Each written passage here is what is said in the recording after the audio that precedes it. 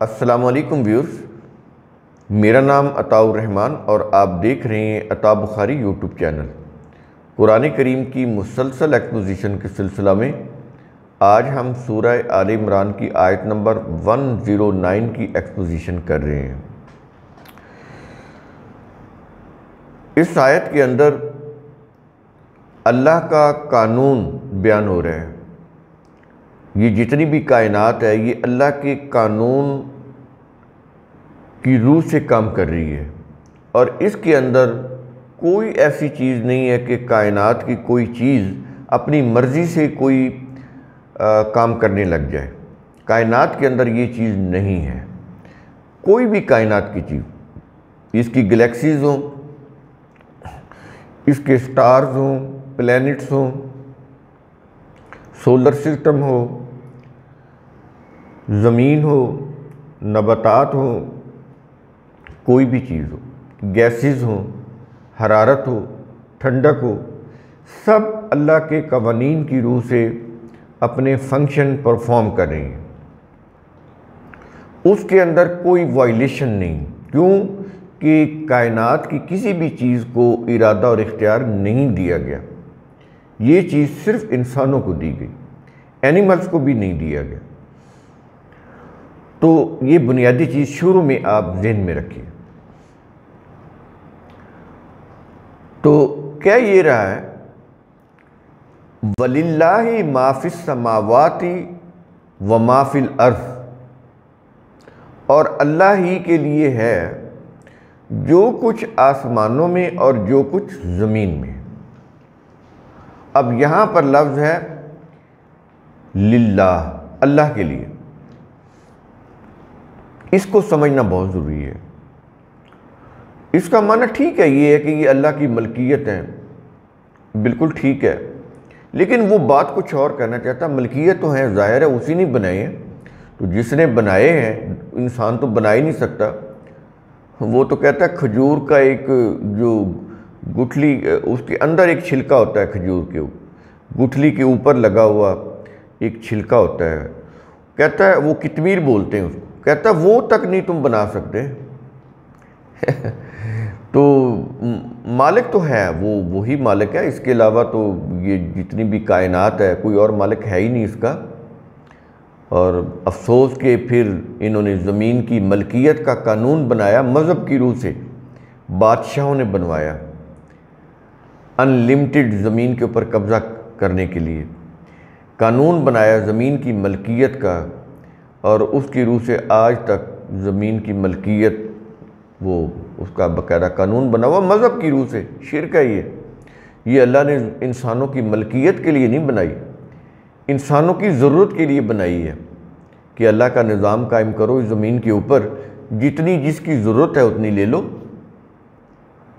زمین کھیتی باڑی کے لیے جتنی ضرورت ہے اتنی لے لو، رہائش کے لیے جتنی ضرورت ہے اتنی لے لو۔ وہ جو نظام ہے، وہ جو ریاست کا نظام، وہ ان کو اتنی زمین پرووائڈ کرے۔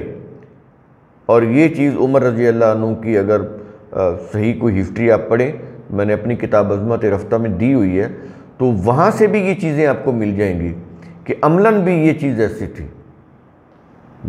تو زمین کی ملکیت نہیں ہے، زمین ضرورت کے تحت دینا، الاٹ کرنا، ضرورت کے تحت دینا، کہ اس جتنی زمین کو کاشت کر سکتا ہے اتنی وہ زمین لے لے اور اس کو کاشت کرے، زمین کو قابل کاشت بنائے، اور جتنی اس کی رہائش کی ہے چاہیے وہ اتنی اس کو رہائش کے لیے اس کو دی جائے۔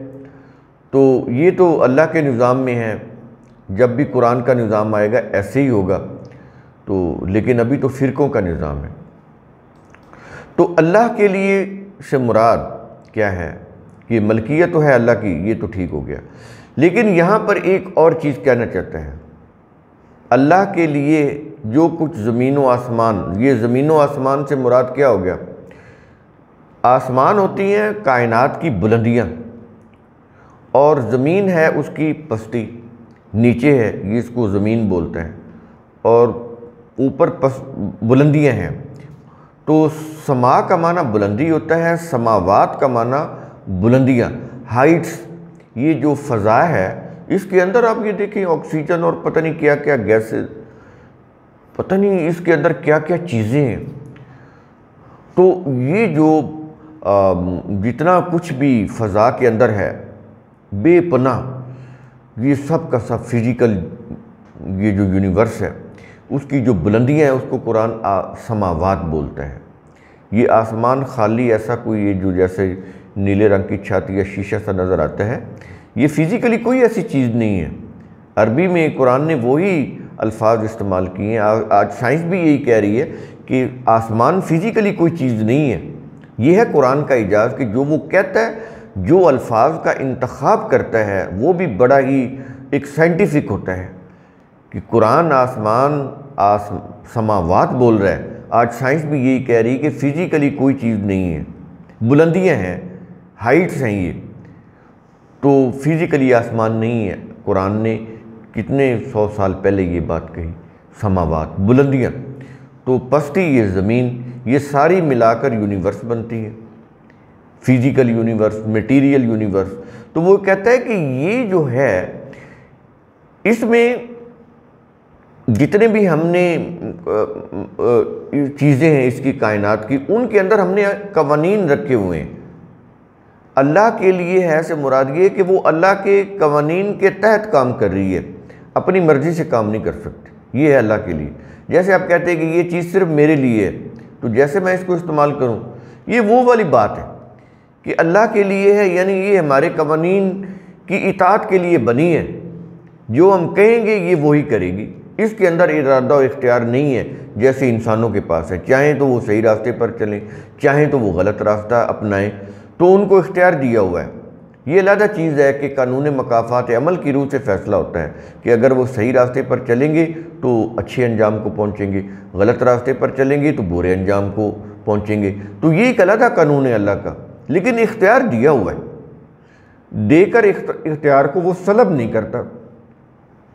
تو یہ چیز کہنے کے بعد کہا یہ جا رہا ہے وَإِلَى اللَّهِ تُرْجَعُ الْأُمُورِ۔ اب آگے اصل بات کی طرف۔ پہلے تو یہ بات بتائی کہ اللہ کے لیے ہے، یعنی ہر چیز کے اندر اللہ کے قوانین رکھے ہوئے ہیں، وہ اللہ کے قوانین کے تحت، اس کے حکم کے تحت کام کر رہی ہے، کوئی اس کے اندر وائلیشن نہیں ہو سکتی۔ کبھی پانی 30 ڈگری سینٹی گریڈ کے اوپر نہیں بائل ہوگا، وہ 100 ڈگری سینٹی گریڈ کے اوپر ہی بائل ہوگا۔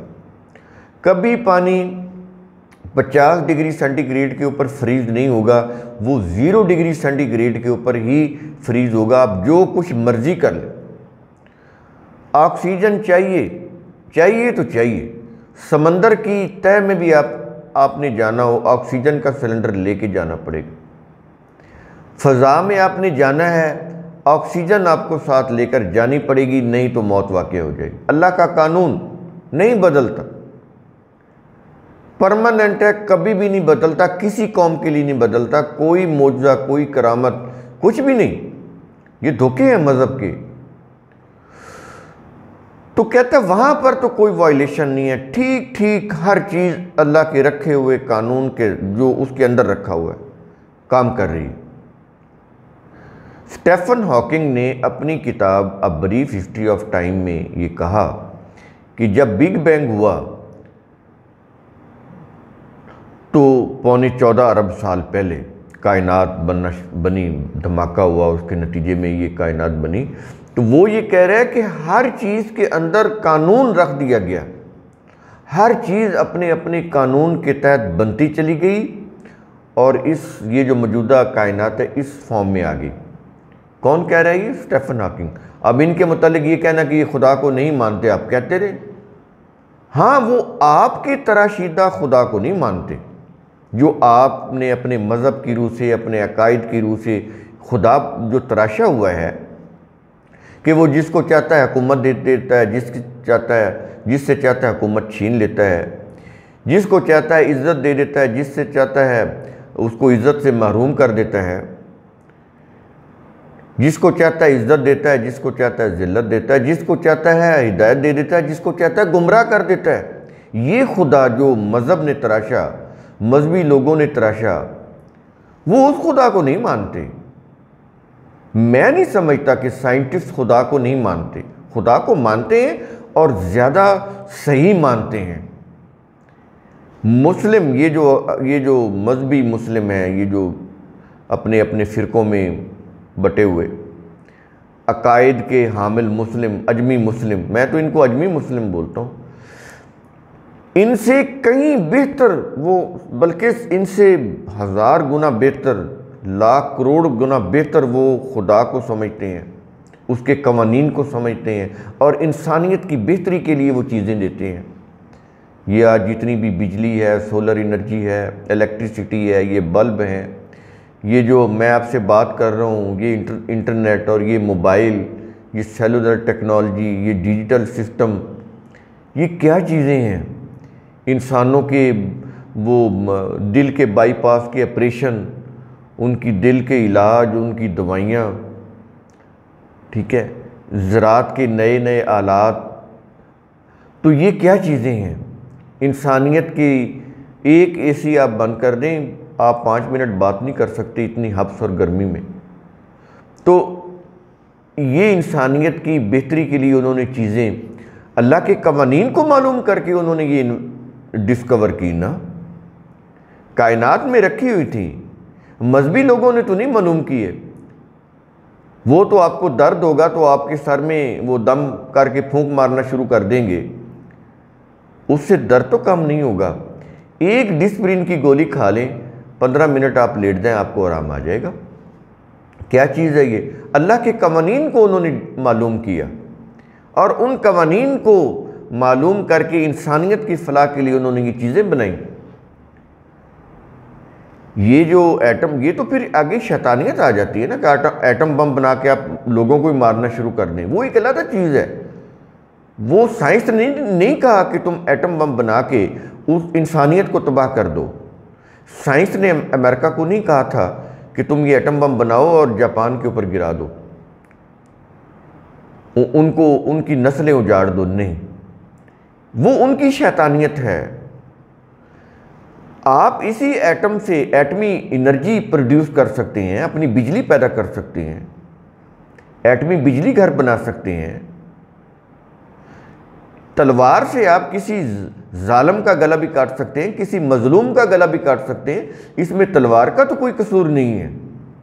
ایسے ہی سائنس، اس سے آپ اگر کوئی غلط کام کرنے لگ جائیں اپنی کسی غلط خواہش کی وجہ سے، تو اس میں اس سائنٹسٹ کا یا سائنس کا قصور نہیں ہے، وہ انسانوں کا قصور ہے جو اس کو غلط استعمال کر رہے ہیں۔ یہ چیزیں ہوتی ہیں، یہ چیزیں بڑی قابل غور ہیں۔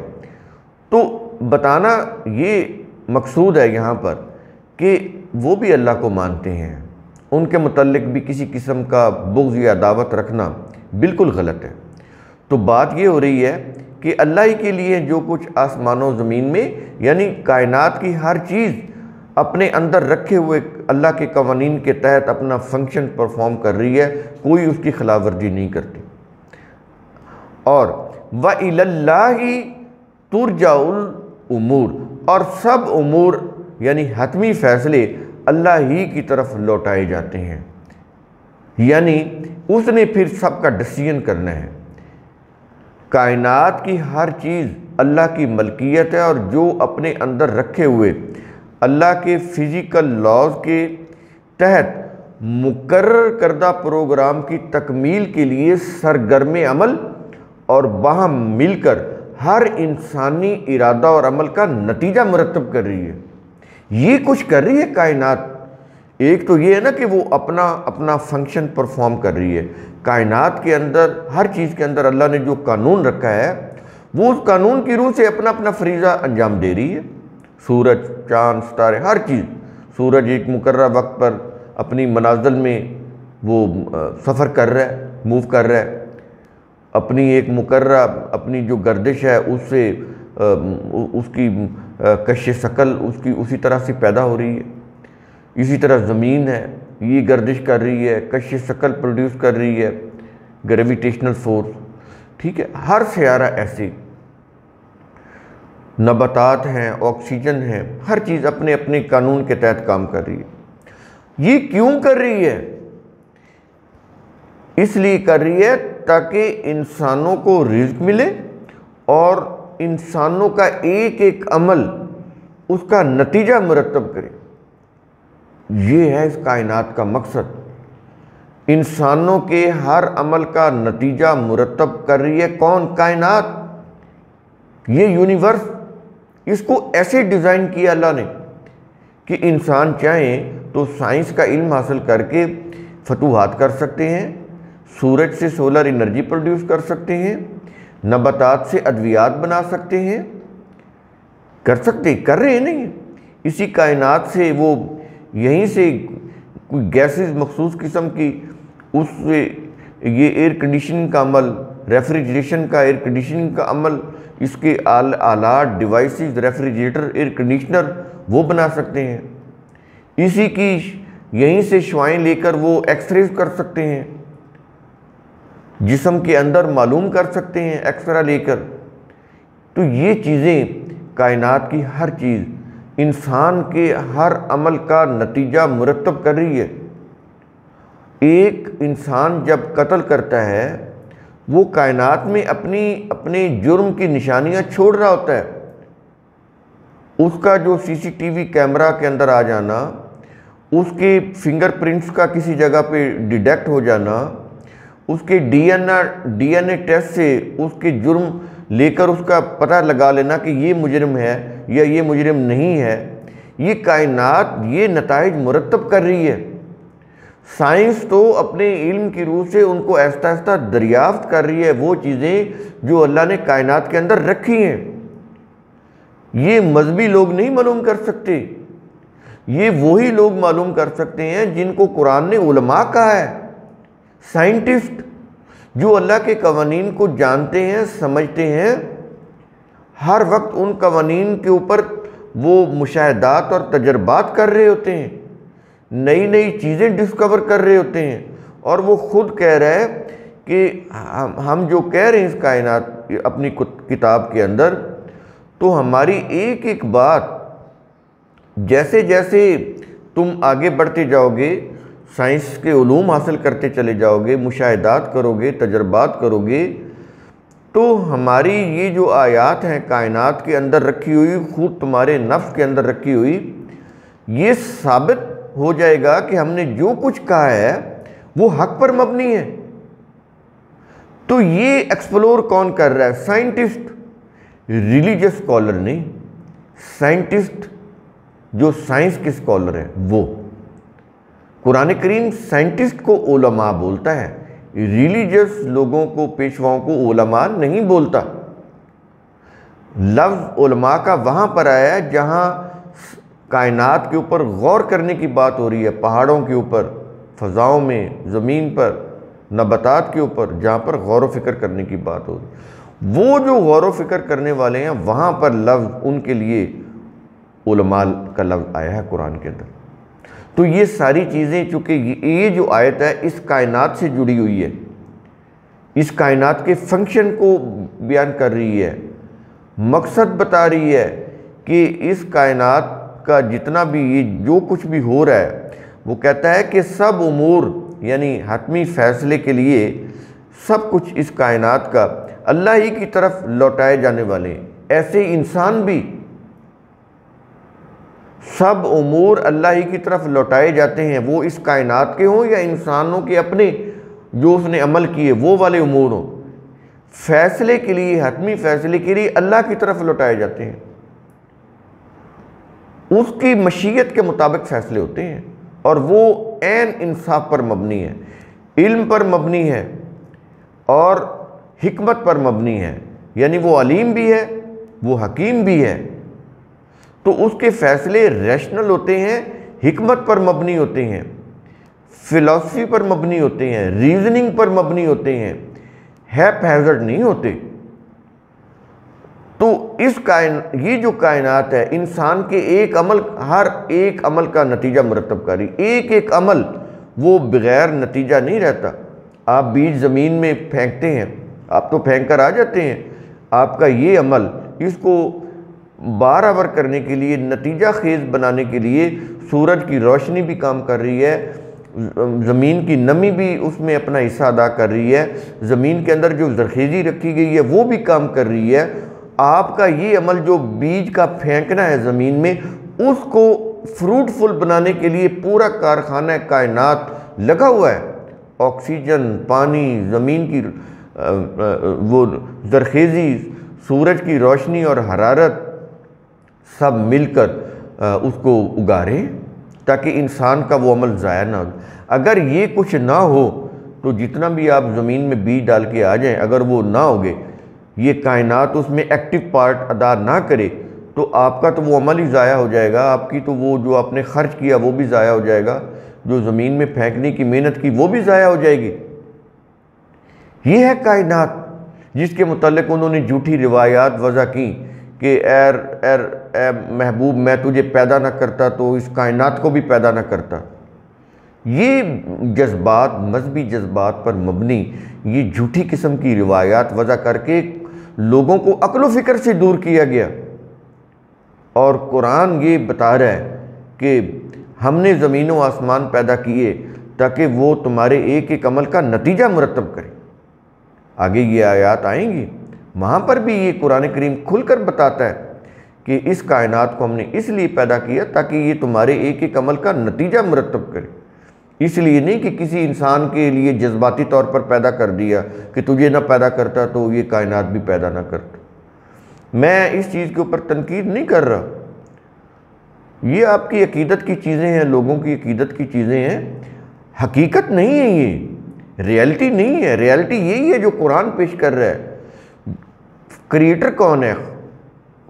خالق کون ہے؟ اللہ۔ وہ اپنی کائنات کا مقصد کیا بیان کر رہا ہے، وہی صحیح ہوگا۔ مقصد یہی ہے تاکہ انسان کے ایک ایک عمل کا یہ نتیجہ مرتب کرے، یہ ہے۔ تو قرآن کریم جو ہے یہ اس طرح سے جب تک آپ اس کو نہیں سمجھیں گے آپ حقیقت تک نہیں پہنچ سکتے۔ تو قرآن کریم کا اصول ثم تتفکروا، اس کی روح سے آپ خود بھی سوچا کریں، سمجھا کریں، غور و فکر کیا کریں۔ شکریہ۔